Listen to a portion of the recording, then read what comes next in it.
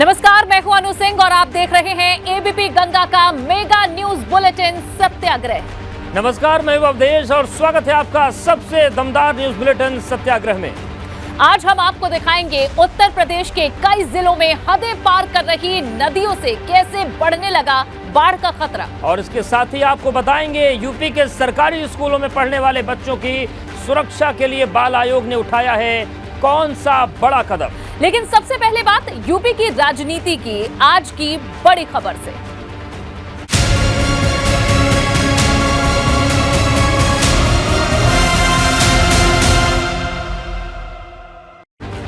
गठबंधन के खूंटे से बंधी सुभाषपा को आजाद करने के बाद अखिलेश यादव ने अपनी पार्टी को फिर से मजबूत करने की मुहिम शुरू कर दी है। और इसी के लिए आज अखिलेश यादव पूर्वांचल के दौरे पर वाराणसी पहुंचे और अपने चाचा शिवपाल यादव को एक नसीहत दे दी। लेकिन आज वाराणसी में अखिलेश यादव ने सुभाषपा और ओम प्रकाश राजभर को लेकर बड़ा खुलासा भी कर दिया।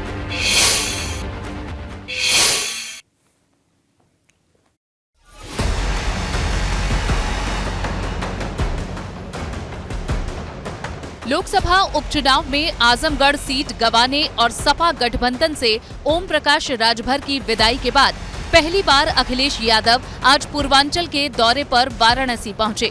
पूर्वांचल को ओम प्रकाश राजभर के जनाधार वाला इलाका माना जाता है, इसलिए वाराणसी पहुंचते ही अखिलेश यादव ने सबसे पहले ओपी राजभर पर ही बड़ा हमला बोलते हुए सुभाषपा पर टिकट बेचने का आरोप लगा दिया। कभी समाजवादी गठबंधन पे आरोप नहीं लगता था कि पैसा लेकर के टिकट दी जाती है, लेकिन जिस तरीके से ओम प्रकाश राजभर जी के साथ जब गठबंधन किया, आरोप लगा समाजवादी और गठबंधन पे कि यहाँ पर पैसे लेकर के टिकट दी जाती है। अखिलेश यादव ने आज ओम प्रकाश राजभर के साथ ही लगे हाथों चाचा शिवपाल यादव को भी दो टूक जवाब दे दिया कि सपा में अगर उन्हें सम्मान नहीं मिला तो चाचा के पास कई और विकल्प हैं। उन्हें ये लगता है कि मैं सम्मान नहीं दे पा रहा हूं, तो मैं उन्हें स्वतंत्र करता हूं और उनको खुली छूट है कि जिस दल के साथ जाना चाहें, जैसा गठबंधन करना चाहे। और सबसे खुशी बात ये होगी कि वो अपना दल दोबारा बनाएं। भतीजे अखिलेश की नसीहत पर अब तक चाचा शिवपाल यादव ने तो कोई जवाब नहीं दिया है, लेकिन टिकट बेचने के आरोपों पर राजभर के छोटे बेटे अरुण राजभर ने अखिलेश पर बिना वक्त गवाए पलटवार कर दिया। एक भैंस होती है, जब तक दूध देती है बढ़िया तब तक वो अपने पास रखते हैं, और जब दूध देना बंद कर देती है तो ये भेज देते हैं हमारे जैसे लोगों के यहाँ। विधानसभा के चुनाव के दौरान गठबंधन का टिकट बेचा गया या नहीं, इसका असल जवाब ओम प्रकाश को ही देना है। लेकिन जिस तरह से टिकट बंटवारे को लेकर अखिलेश यादव ने सुभाषपा पर हमला बोला है, उससे साफ है कि दोनों दलों के बीच सियासी लड़ाई अब आने वाले दिनों में और भी तीखी होने जा रही है। Bureau report, ABP Ganga. Akhilesh Yadav से संबंध खत्म होने के बाद अब ओम प्रकाश राजभर पूरी समाजवादी पार्टी के निशाने पर आ चुके हैं। हालात ये हो गए हैं कि जिन आजम खान के लिए ओम प्रकाश राजभर ने कभी कुछ नहीं बोला, उन आजम खान ने भी अब राजभर को अपने अंदाज में खरी खोटी सुनानी शुरू कर दी। आज आजम खान ने ओपी राजभर पर चुटकी लेते हुए उन्हें मुख्यमंत्री नहीं बल्कि प्रधानमंत्री बनाने वाला बड़ा नेता कह दिया।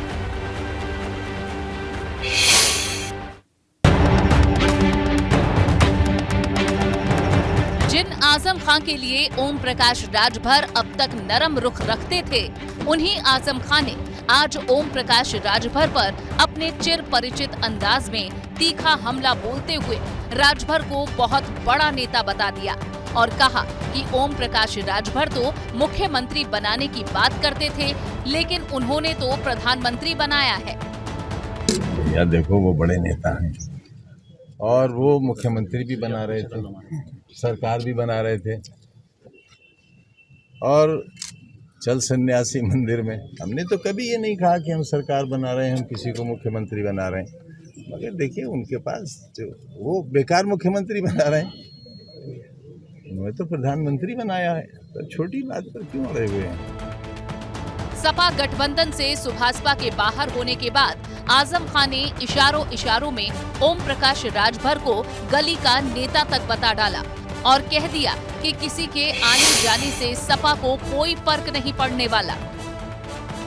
सपा यार इतनी कमजोर भी नहीं है, इतनी कमजोर भी नहीं। फूकों से ये चिराग बुझाया न जाएगा। तो 2024 में कोई असर नहीं पड़ेगा सर इसका? हम अगर ऐसे पढ़ते तो हर गली का नेता पार्टी खत्म कर देता। ओम प्रकाश राजभर जब तक सपा के साथ थे तब तक राजभर को लेकर आजम खान का रुख नरम ही रहता था और राजभर ने भी गठबंधन में रहते हुए हमेशा आजम खान को भरपूर तरजीह दी थी। लेकिन आजम का ताजा बयान बता रहा है कि अखिलेश से अदावत ठनने की वजह से अब आजम ने भी ओपी राजभर से अपनी नजरें फेर ली हैं। Bureau report ABP Ganga.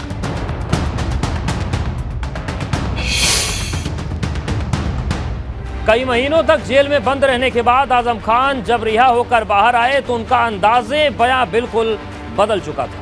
लेकिन अब आजम खान एक बार फिर से अपने पुराने रौब में लौटते हुए नजर आ रहे हैं। इसी की एक झलक आज तब देखने को मिली जब आजम खान पर मीडिया ने सवालों की बौछार कर दी। लेकिन आजम खान ने आज हर सवाल का अपने ही अंदाज में जवाब दिया।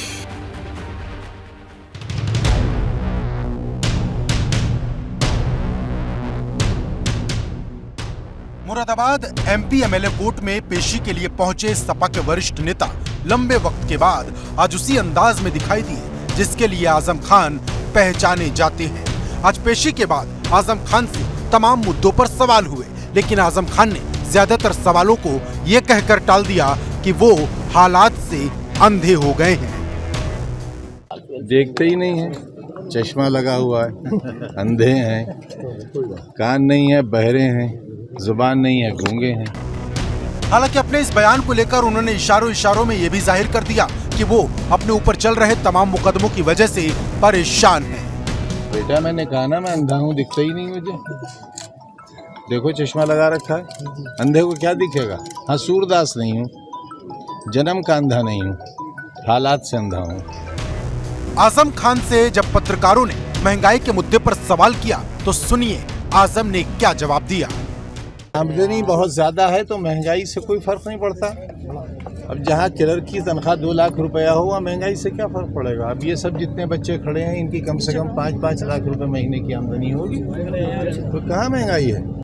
इतना ही नहीं, आजम खान ने अपने मुकदमों को लेकर चल रही भागदौड़ की वजह से खुद को बंदर तक बता डाला। जो जीता वो सिकंदर,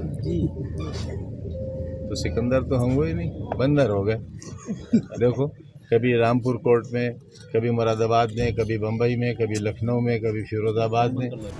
आज जब आजम खान से अगले लोकसभा चुनाव की तैयारियों पर सवाल पूछा गया तो उन्होंने तैयारियों पर क्या कहा वो भी सुनिए।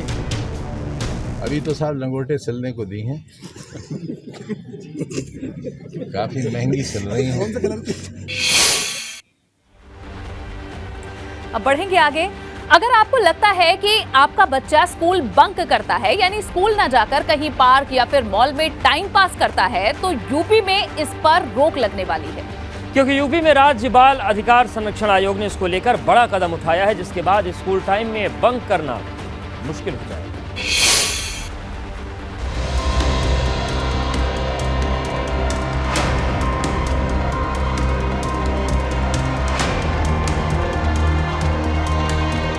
यूपी में अब स्कूल या फिर क्लास बंक करने वाले छात्रों की शामत आने वाली है, क्योंकि क्लास बंक कर पार्क या मॉल जैसे पब्लिक प्लेसेस पर घूमने वाले 12वीं तक के छात्रों पर अब पाबंदी लगी है। दरअसल यूपी राज्य बाल अधिकार संरक्षण आयोग ने सभी जिलों के डीएम को आदेश दिए हैं कि पब्लिक प्लेस पर स्कूल टाइम में यूनिफॉर्म वाले छात्रों की एंट्री नहीं रहेगी। यानी अब यूपी में स्कूल बंक नहीं चलेगा। अब स्कूल या फिर क्लास बंक नहीं कर पाएंगे छात्र। स्कूल यूनिफॉर्म में पब्लिक प्लेस पर नो एंट्री रहेगी। पार्क, मॉल, रेस्टोरेंट जैसी जगह पर नहीं जा पाएंगे छात्र। राज्य बाल अधिकार संरक्षण आयोग ने दिए आदेश। आयोग का दावा है कि ये फैसला छात्रों की सुरक्षा और क्लास बंक करने वालों को लेकर लिया गया है। रेस्टोरेंट है, मॉल है या पार्क है, ऐसी जगहों पर ना दिखें। अगर दिखते हैं तो उनका प्रवेश तो एक तो प्रतिबंधित है और उनको इसके लिए जागरूक भी किया जाएगा। अगर कोई उनको देखता है तो उनको अच्छे से समझाना और बात करना और उनको वापस स्कूल भेजना। आयोग का दावा है कि इस फैसले की वजह से अप्रिय घटनाएं रुक सकेंगी। 18 साल की उम्र से कम के बच्चे ज्यादा मैच्योर न होने की वजह से बहकावे में आसानी से आ जाते हैं। इसकी मॉनिटरिंग के लिए मैंने उनको 7 दिन का समय दिया है कि इस पर उन्होंने कौन कौन से आदेश जारी किए। आयोग भी और स्वयंसेवी संस्थाएं भी और आपके माध्यम से भी मुझे लगता है कि ये लागू हो जाएगा, अच्छे से चलेगा। आयोग ने सभी जिलों के डीएम को 1 हफ्ते में आदेश पर कार्रवाई की रिपोर्ट मुहैया कराने को कहा है। Bureau report, ABP Ganga. और चलिए बात करते हैं लखनऊ की, जहां गोमती रिवर फ्रंट पर बने बुद्ध विहार पार्क से हाथी की मूर्ति चोरी हुई। पार्क में बने फाउंटेन में ये हाथी की मूर्ति लगी हुई थी। अब पुलिस ने केस दर्ज कर चोरों की तलाश तेज कर दी है। अंबेडकर पार्क की एक समय भव्यता देखते बनती थी, लेकिन धीरे धीरे अगर हम कहें तो अंबेडकर पार्क की ऐसी स्थिति हो गई कि अब क्या है हाल ये हम आपको दिखाएं। उस तरीके से न रखरखाव है, ना ही सुरक्षा के इंतज़ाम है, और शायद यही वजह है कि अंबेडकर पार्क का ये जो बाय क्षेत्र का एक विंग है, यहाँ जो ये फाउंटेन लगाया गया है, यहाँ पर ये हाथी हैं, ये पूरे तांबे के, और ये जो छोटे हाथी है ये भी यहाँ लगाए गए थे। बीएसपी सुप्रीमो की जो भी सोच थी उस हिसाब से इस पूरे पार्क को बनाया गया था। लेकिन आज जो स्थिति है देखिए, यहाँ तो आपको हाथी नज़र आ रहा है, छोटा हाथी है। यहाँ पर भी एक उसी साइज़ का बिल्कुल उसी तरीके का हाथी यहाँ पर भी था, पूरा तांबे का हाथी था, लेकिन कल यहाँ से वो हाथी गायब हो गया। अब आप ये देखिए, किसी ने या तो खोला है या इसको यहाँ से तोड़ा है, क्योंकि ये पूरा कसा हुआ था। वेल्डिंग के भी हमें निशान नज़र आ रहे हैं, लेकिन कुछ शरारती तत्वों ने या फिर जो आसपास के लोग हैं, खासतौर से जो सुरक्षा में लगे, उनका ऐसा कहना है कि ये बहुत अम्बेडकर पार्क का एक हिस्सा है और बाहरी इलाके में आता है, इसलिए यहाँ कोई आता नहीं है, सुनसान रहता है हर वक्त।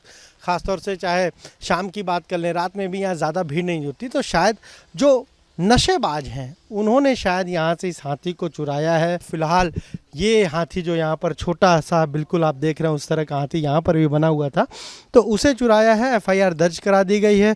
फिलहाल अब पुलिस पूरे मामले की जांच कर रही है और जो आरोपी हैं जिन्होंने हम कहें कि हाथी को चुराया उसे पकड़ने की कोशिश कर रही है। कैमरा प्रमोद के साथ अनुभव शुक्ला, एबीपी गंगा, लखनऊ। और चलिए फटाफट अंदाज में अब तक की टॉप 7 खबरें देख लेते हैं। अधीर रंजन के बयान पर संसद में घमासान। भाजपा ने की माफी की मांग। राष्ट्रपति के लिए असंसदीय भाषा का किया था इस्तेमाल। भाजपा ने अधीर रंजन चौधरी के खिलाफ खोला मोर्चा। राष्ट्रपति द्रौपदी मुर्मू पर टिप्पणी के खिलाफ प्रदर्शन। भाजपा ने अधीर रंजन से माफी की मांग की। अधीर रंजन चौधरी के बयान पर ओडिशा में भी भाजपा विधायकों ने जताया विरोध। हंगामे के चलते विधानसभा की कार्रवाई शाम 4 बजे तक के लिए स्थगित। विवाद बढ़ने के बाद अधीर रंजन चौधरी ने दी सफाई। गलती से एक बार ये शब्द मेरे मुंह से निकल गया, अब इस पर बवाल मचा रहे हैं। अधीर रंजन के विवादित बयान पर मायावती का ट्वीट लिखा। राष्ट्रपति के खिलाफ आपत्तिजनक टिप्पणी करना शर्मनाक और निंदनीय। कांग्रेस पार्टी इसके लिए देश से माफी मांगे। अधीर रंजन के विवादित बयान पर केशव प्रसाद मौर्य का ट्वीट। महामहिम का अपमान देश बर्दाश्त नहीं करेगा। ये केवल राष्ट्रपति का नहीं, देश का अपमान है। बिहार के हाजीपुर में दबंगों ने घर में की तोड़फोड़। विरोध करने पर बुजुर्ग को बीच सड़क पर पीटा। मेरठ में चौधरी चरण सिंह यूनिवर्सिटी में साल 2015 से पहले एक घोटाले का पर्दाफाश हुआ था। ये घोटाला ना तो पैसों का था और ना ही किसी पद के लिए। ये घोटाला हुआ था परीक्षा में पास कराने के लिए, जिसके लिए घूस दी गई, जिसने विश्वविद्यालय की साख पर बट्टा लगा दिया। अब इस मामले में 3 लोगों को दोषी करार दिया गया।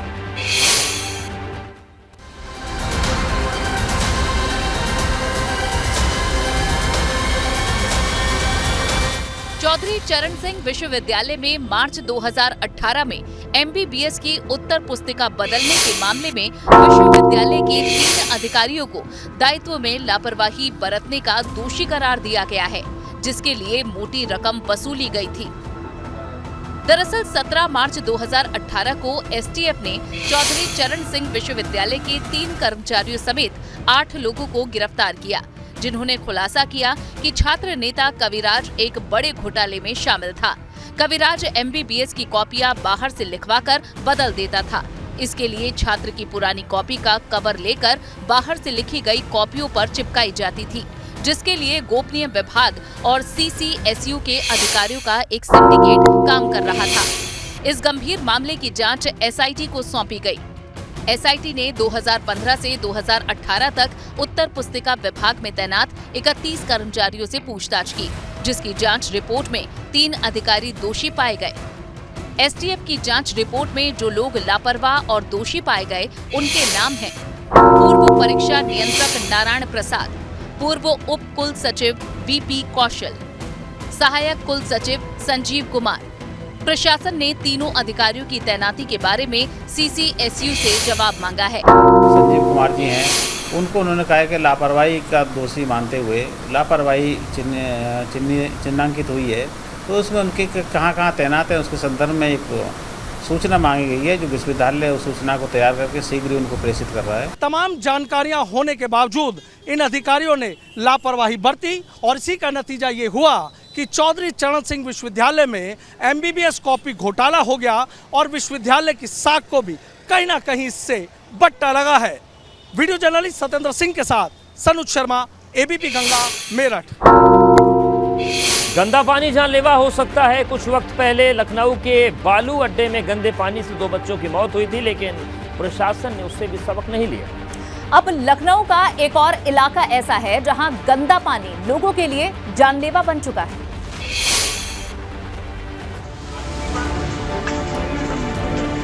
ये लखनऊ का वो इलाका है जहां गंदे पानी से लोगों की जान खतरे में पड़ गई है। लखनऊ के विकास नगर में अब तक 100 से ज्यादा लोग गंदे पानी की वजह से बीमार हो गए। बाल्टी लेकर लोग गंदा पानी दिखाने को मजबूर हैं। सीवर लीकेज से पानी वाली पाइप में गंदा पानी आने की वजह से लोग डायरिया के शिकार हो रहे हैं। विकास नगर इलाके के सेक्टर 8 में इन दिनों पीने वाले पानी ने लोगों को टेंशन बढ़ा दी है।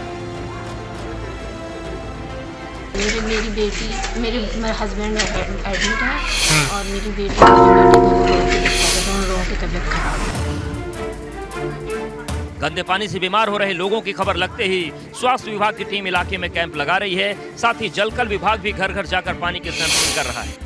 आरोप है कि वक्त पर सीवर की साफ सफाई और मेंटेनेंस न होने की वजह से परेशानी खड़ी हुई और अब सफाई का जिम्मा संभाल रही प्राइवेट कंपनी और जलकल विभाग की लापरवाही को छिपाने की कोशिश की जा रही है। Bureau report, ABP Ganga. और अब बात है यूपी की बारिश की। यूपी में बारिश के बीच खतरा भी बढ़ता जा रहा है। कुछ इलाकों में तो जल प्रलय का तांडव भी शुरू हो चुका है। खतरे का अलर्ट शुरू हो चुका है और मुश्किलें बढ़ रही हैं। हालात कैसे हैं उसका अंदाजा आप इस रिपोर्ट से लगाते हैं। इस पूरे एरिया को, जो नई बस्ती का पूरा एरिया है, उसको खाली करना है, जिसके वजह से किसी को कोई परेशानी न हो। खतरे की घंटी बज चुकी है, बचने का ऐलान किया जा चुका है। अपना सामान लेकर उचित स्थान जिन विद्यालयों को उसको रखा गया है। घाघरा का ये रौद्र रूप सबको डरा रहा है और इलाका खाली करने की चेतावनी दी जा रही है। इस पूरे एरिया को, जो नई बस्ती का पूरा एरिया है, उसको खाली करना है। यूपी में कई जगह बारिश से नदियों का जलस्तर तेजी से बढ़ने लगा है, जिसने नदी किनारे रहने वालों की टेंशन बढ़ा दी है। मऊ के मधुबन तहसील इलाके में घाघरा नदी के कटान को लेकर किनारे बसे नई बिंटोलिया गांव को खाली करने के लिए अनाउंसमेंट किया जा चुका है। सिर्फ मऊ में ही नहीं बल्कि बाराबंकी में घाघरा के किनारे बसे इलाकों का खतरा बढ़ गया है। सबसे ज्यादा मुश्किल इस सरकारी स्कूल में पढ़ रहे मासूम बच्चों को लेकर है। नदी किनारे होने की वजह से यहाँ हर वक्त बाढ़ का खतरा रहता है। बाराबंकी जिले में जब बाढ़ आती है तो यहाँ तमाम तरह की समस्या भी अपने साथ लेकर आती है। चाहे वो बात करें शिक्षा की, तो यहाँ शिक्षा भी कहीं न कहीं प्रभावित हो जाती है। हम इस वक्त बाराबंकी के तपेसिपाह गांव में हैं, जहाँ प्राथमिक विद्यालय आप देखिए, यहाँ पर जो है प्राथमिक विद्यालय तपेसिपाह है और यहाँ पर जो है जब बाढ़ आती है तो कहीं न कहीं दिक्कतें यहाँ बच्चों के लिए भी काफ़ी बढ़ जाती। हालांकि स्कूल के शिक्षकों की तरफ से आला अधिकारियों को खतरे की जानकारी दे दी गई है और सतर्कता भी बरती जा रही है। परिवार वालों से कहते हैं, लेकिन वो परिवार वाले कहते हैं कि हमारे बच्चे सब इसमें रोज रहने वाले हैं, इसलिए डरते नहीं हैं, लेकिन हम लोग अपनी तरफ से उनको जाने नहीं देते हैं। दरअसल स्कूल की अपनी जमीन न होने की वजह से टेंशन ज्यादा बढ़ती है, जिसकी वजह से बाढ़ से बचने के इंतजाम तक नहीं हो पाते। लेकिन अब अधिकारी कब इस पर ध्यान देंगे, ये देखने वाली बात है। मऊ से राहुल, बाराबंकी से सतीश की रिपोर्ट, एबीपी गंगा। उधर वाराणसी में भी बारिश का कहर जो असर है वो देखने को मिल रहा है। यहाँ गंगा नदी का बढ़ता जलस्तर परेशानियों को बढ़ा रहा है। काशी में गंगा का जलस्तर तेजी से बढ़ रहा है। तमाम घाटों पर एहतियात बरते जा रहे हैं।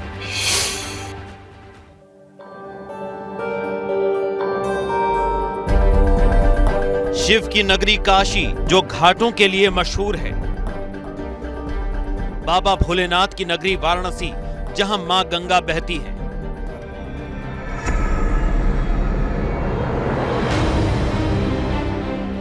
अब इसी काशी में आगाज हो चुका है जल प्रलय का, जहां गंगा नदी का जलस्तर लगातार बढ़ रहा है। घाट किनारे मंदिर जलमग्न हो चुके हैं और गंगा का पानी घाटों की सीढ़ियों को भी अपने आगोश में ले चुका है। इस वक्त हम गंगा की मध्य धारा में हैं और गंगा का जलस्तर लगातार बढ़ रहा है। अब देखिए, आपको ये जो घाट है, घाट की सीढ़ियां हैं, सब कुछ जलमग्न दिखाई देंगी। जो घाट के ऊपर का क्षेत्र है, अब गंगा का जल उधर बढ़ने लगा है। किनारे पर परेशानियां अब जो ज्यादा कहें तो वो होनी शुरू हो गई हैं। हर चीज आपको जल में विलीन होती हुई दिखाई देगी। गंगा में पानी का बहाव इतना बढ़ चुका है कि काशी में गंगा किनारे तमाम घाटों का संपर्क भी टूट गया है। घाट पर जो लोग किनारे पर आके गंगा के जल में स्नान करने का प्रयास कर रहे हैं, उनको रोकती हुई नजर आ रही है और ये संदेश प्रसारित कर रही है कि आप गहरे पानी में ना जाएं, यानी दुर्घटना से बचाव का संदेश भी दे रही है। लेकिन अब देखिए, चारों ओर यहाँ पर आपको जल ही जल दिखाई देगा। बढ़ती दहशत के बीच अब जल पुलिस भी अलर्ट है। सभी घाटों की निगरानी की जा रही है। मान लीजिए, सीढ़ियों से उतर के जो नहाने का प्रयास करते हैं, उनको हम लोग ऊपर ही स्नान करें, गहराई में न जाएं। गहराई में चूंकि बहाव तेज है, डूबने की इसमें ज्यादा आशंका है। हालांकि हालात को देखते हुए प्रशासन ने गंगा में चप्पू वाली नाव पर रोक लगा दी है, लेकिन अब खतरे को देख नाविक भी खौफजदा हैं। गंगा का जो जलस्तर काफ़ी तेजी से बढ़ रहा है और लगता है कि हम लोग का नाव भी 1-2 दिन के अंदर बंद हो जाएगा। जितने भी यात्री हैं उनको लगातार संचेत किया जा रहा है कि लाइफ जैकेट नाव में पहन के बैठें। लगातार पहाड़ों से आता पानी और तेज बारिश की वजह से गंगा का जलस्तर बढ़ रहा है, जिसकी वजह से तमाम मुश्किलें भी खड़ी हो चुकी हैं। अब आगे ये जलस्तर और भी बढ़ने की उम्मीद है और आगे परेशानियां और भी बढ़ने वाली हैं। कैमरामैन विशेष के साथ नीतीश कुमार पांडे, एबीपी गंगा, वाराणसी। और वाराणसी में जल प्रलय पर अब एक रिपोर्ट आपने देखी। अब आप इसको इससे जुड़ा एक बड़ा अपडेट दिखाते हैं। गंगा में नौका संचालन पर रोक लगा दी गई है और बढ़ते जलस्तर को लेकर नौका संचालन पर रोक प्रशासन की तरफ से लगा दी गई है। तो जहां लगातार बारिश से गंगा का जलस्तर बढ़ रहा है, ऐसे में जो लोग नौकायान के लिए जाते थे, अब उन्हें ये करने का मौका नहीं मिलेगा, क्योंकि प्रशासन ने बढ़ते जलस्तर को लेकर ये फैसला लिया है। उधर बारिश के मौसम में एक तो बच्चों को स्कूल जाने में दिक्कत हो रही है, दूसरे उनका स्कूल स्विमिंग पूल बना हुआ है। और स्विमिंग पूल वो नहीं जिसमें बच्चे तैरने जाते हैं, ये ऐसा स्विमिंग पूल है जिसमें जाने भर से बच्चे बीमार हो सकते हैं।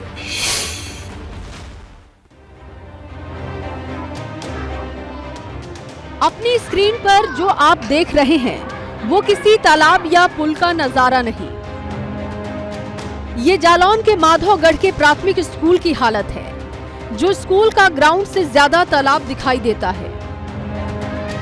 हालात ये है कि जलभराव की वजह से स्कूल की बिल्डिंग में जाना मुश्किल हो गया। कहने को ये स्कूल मॉडल स्कूलों की गिनती में आता है, लेकिन ये कैसा मॉडल है जिसके स्कूल के कंपाउंड में पानी 15 दिन से ऐसे ही भरा पड़ा है। किसी को इसे हटाने, साफ करने की जरूरत समझ नहीं आई। स्कूल का ये गंदा पानी संबंधित अधिकारियों और स्कूल प्रशासन का पानी उतारने के लिए काफी है, लेकिन सवाल है, ऐसे में देश का भविष्य कहे जाने वाले बच्चे स्कूल जाए तो कैसे जाए और पढ़े कैसे? Bureau report, ABP Ganga. प्रदेश में बारिश का इंतजार तो सभी बेसब्री से कर रहे हैं, लेकिन जिस बारिश से किसी को फायदा हो, उसी बारिश से नुकसान भी कईयों को होता है। तो नुकसान देश के भविष्य को हो रहा है। उसी बारिश की वजह से चंदौली में बच्चे स्कूल जाने में असमर्थ हैं, लेकिन प्रशासन को कोई खबर ही नहीं।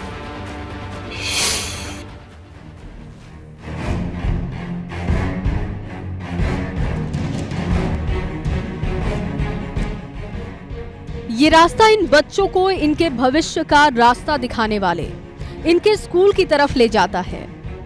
वीडियो देखकर ही पता लगता है कि पक्की सड़क तो यहाँ कभी नहीं थी। रही सही कसर बारिश ने बिगाड़ दी। कच्ची सड़क पर सैलाब का कब्जा है। चंदौली के मसौनी गांव के प्राथमिक विद्यालय जाने के लिए जो एकमात्र रास्ता है वो खेत की पगडंडियों से होकर जाता है, जिस पर बच्चे ऐसे हाथ में चप्पल लिए हुए जाने को मजबूर हैं। जिस रास्ते पर बच्चों के साथ चलने वाली इस महिला को इतनी परेशानी हो रही है, तो तस्वीरें देखिए और समझने की कोशिश कीजिए कि बच्चों को स्कूल तक पहुंचने में कितनी मुश्किल होती है।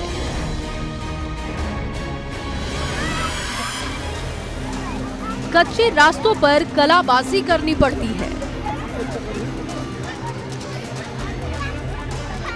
सोशल मीडिया पर वायरल हो रहे इस वीडियो से जिला प्रशासन के निष्क्रियता का प्रमाण मिलता है, क्योंकि एक तरफ सरकारों का साक्षरता बढ़ाने पर पूरा जोर है, तो दूसरी तरफ स्कूल पहुंचने का ये रास्ता अपनी बदहाली का आंसू बहा रहा है। और ऐसे इस तरीके से बच्चे सही सलामत स्कूल पहुंच भी जाएंगे, इसकी क्या गारंटी है?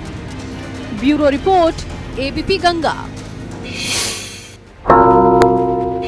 यूपी के कई जिलों में बारिश से परेशानियां बढ़ती जा रही हैं। कहीं नदियों का जलस्तर खतरनाक स्तर पर पहुंचता जा रहा है, तो कहीं शहर में जलभराव से समस्याएं बढ़ गई हैं। लेकिन इस समस्या से खाकी वालों की भी परेशानी बढ़ गई है और वो जलभराव के बीच ड्यूटी करने को मजबूर है। जिला कानपुर, थाना नरवर, जहां अक्सर लोग पुलिस से मदद के लिए जाते हैं और अपराधी अपने गुनाहों की वजह से, लेकिन ये थाना जैसा बाहर से दिख रहा है, अंदर से ऐसा बिल्कुल भी नहीं है। असल में इस पुलिस थाने में हर तरफ पानी ही पानी है। जो पुलिस लोगों की मदद करती है वो यहाँ खुद इस समस्या में फंसी है और पुलिस कर्मी खुद थाने के अंदर घुसने से घबराते दिखाई दिए। दरअसल कानपुर आउटर के नरवल थाना का हाल ऐसा हो चुका है कि कुछ ही घंटों की बारिश में घुटनों तक पानी भर गया, जिसने इस थाने में आने वाले फरियादियों की तो छोड़िए, बल्कि यहाँ तैनात पुलिसकर्मियों की ही टेंशन बढ़ा दी है। एबीपी गंगा के लिए कानपुर से रतीश त्रिवेदी की रिपोर्ट। वहीं आगरा में भी हालात कुछ ठीक नहीं है। यहाँ देहात इलाकों में लगातार बारिश से जनजीवन अस्त व्यस्त हो गया है और आलम यह है कि वहां थाना परिसर पूरा जलभराव की चपेट में आ गया है, जिससे न सिर्फ फरियादियों को बल्कि पुलिस कर्मियों को भी भारी परेशानी हो रही है।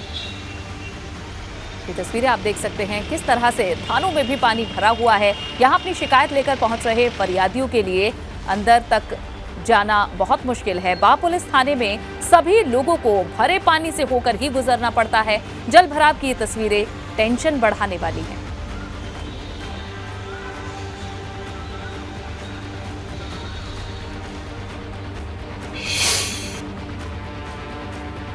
और तमाम खबरों के बीच चलिए रुक कर लेते हैं टॉप 7 खबरों का। बंगाल में शिक्षक भर्ती घोटाले में गिरफ्तार अर्पिता मुखर्जी के दूसरे घर में 18 घंटे तक ईडी ने की छापेमारी। करीब 28 करोड़ कैश और 6 किलो सोना बरामद। जोधपुर में आज भी भारी बारिश की चेतावनी। बाढ़ बारिश की वजह से स्कूल बंद किए गए। कर्नाटक के हुगली में जोरदार बारिश हो रही है। कई इलाकों में भरा है पानी। आज भी बारिश की चेतावनी। हिमाचल प्रदेश के लाहौल स्पीति के केलांग में तोचिंग नाले में आई पत्थरों की बाढ़। चपेट में आया बाइक सवार युवक, सुरक्षित बाइक बही। जम्मू कश्मीर के गांदरबल में भारी बारिश से पहाड़ दरकने के चलते श्रीनगर ले राजमार्ग बंद, आवाजाही रोकी गई। बीआरओ ने मलबा हटाने का काम शुरू किया। तमिलनाडु के तेनकासी में कुट्रालम झरने में बाढ़ आने की वजह से 4 लोग बह गए। 2 की मौत, 2 को बचाया गया। बिहार के दरभंगा में पीएफआई मामले में एनआईए का छापा। उर्दू बाजार के नूरुद्दीन जंगी, शंकरपुर और के मोहम्मद जाकिर और साथ ही सना उल्लाह के घर पर छानबीन।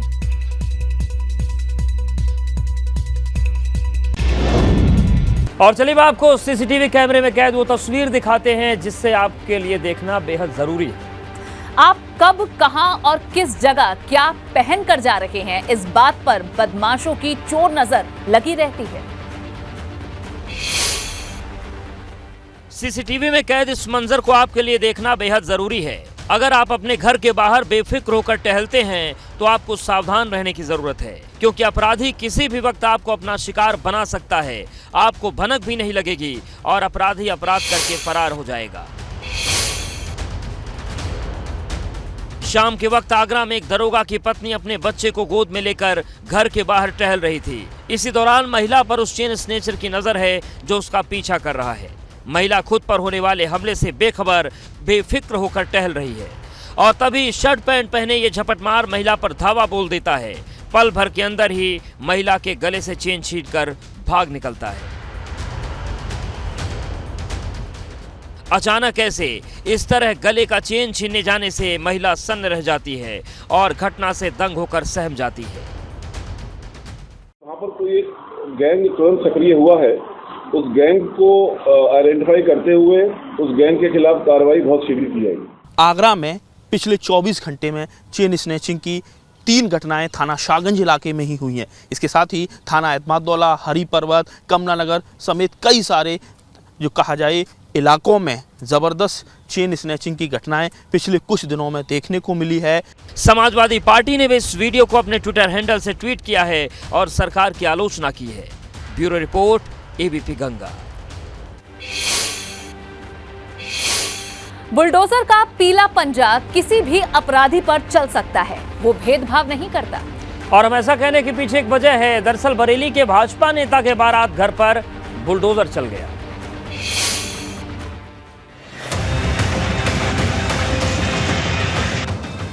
बुलडोजर का जाल, भाजपा नेता का काल।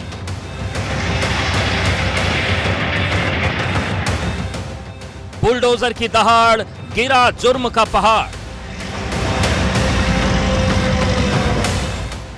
पीले पंजे का वार, भू माफिया पर हुआ प्रहार। गुंडे अपराधियों में खलबली मचाने वाले महाबली बुलडोजर का एक्शन अब अवैध निर्माण करने वाले भूमाफियाओं के लिए खौफ का सबब बनता जा रहा है। पीले पंजे का प्रहार भारतीय जनता पार्टी के नेता शेर अली जाफरी के अवैध बारात घर के गुनाहों का हिसाब करने में जुटा हुआ है। भाजपा अल्पसंख्यक मोर्चा के प्रांतीय उपाध्यक्ष शेर अली जाफरी ने ग्रीन बेल्ट में 1200 वर्ग मीटर में बारात घर बनवा रखा था, जिसको लेकर कई बार बरेली विकास प्राधिकरण साल 2016 से नोटिस दे रही है। शेर अली जाफरी ने कोई जवाब नहीं दिया। इसके बाद बीडीए ने कदम उठाया। बीडीए से पहले पूर्व भाजपा विधायक केसर सिंह गंगवार की अवैध कॉलोनी पर भी बुलडोजर चला चुका है।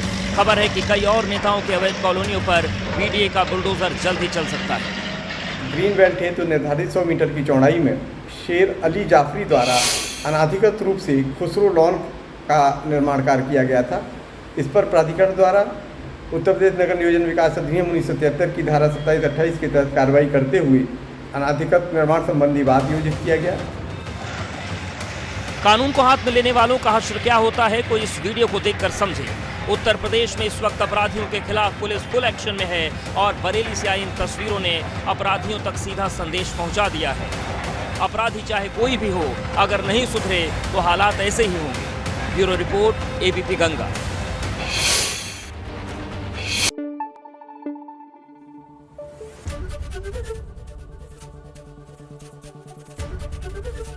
एबीपी गंगा, खबर आपकी, जुबान आपकी।